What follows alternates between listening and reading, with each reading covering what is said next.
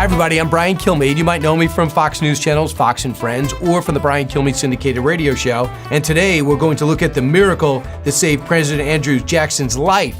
Yup, he was almost assassinated. January 20th, 1835, Washington, D.C.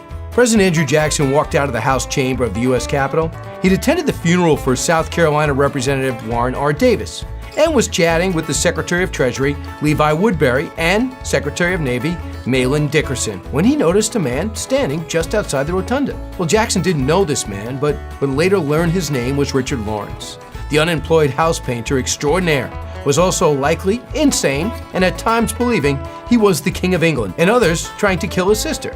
On this day, though, Lawrence was turning his sights, quite literally, on Jackson. Watching the president walk towards him, Lawrence pulled out a pistol and pulled the trigger. Now the hammer fell and the cap exploded, but the powder did not ignite. Undeterred, Lawrence pulled out a second pistol, pointed it at Jackson's heart, now 8 feet away, and fired. Again, the hammer fell, the cap exploded, but the powder did not ignite. Out of options, Lawrence bolted. When Jackson, in hot pursuit, he didn't make it far, though eventually being tackled by a nearby Navy lieutenant. Once again, Jackson was safe, but only by a statistical miracle.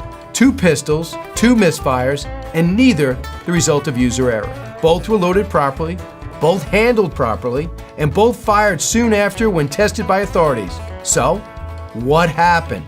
Jackson was likely saved by a simple atmospheric phenomenon, dampness. Yup, the weather that day had been misty, and the rotunda in the Capitol notoriously damp, thanks to the large hole in the floor meant for George Washington's remains, which were still at Mount Vernon. The moisture likely altered the effectiveness of the gunpowder, keeping it from being ignited. All in all, it is estimated that Jackson beat 125,000 to 1 odds that day. Time to go buy a lottery ticket. What's your favorite odd presidential fact? Let us know in the comments, and be sure to check out my new book, Andrew Jackson and the Miracle of New Orleans, the battle that shaped America's destiny, out now. For Rated Red, I'm Brian Kilmeade.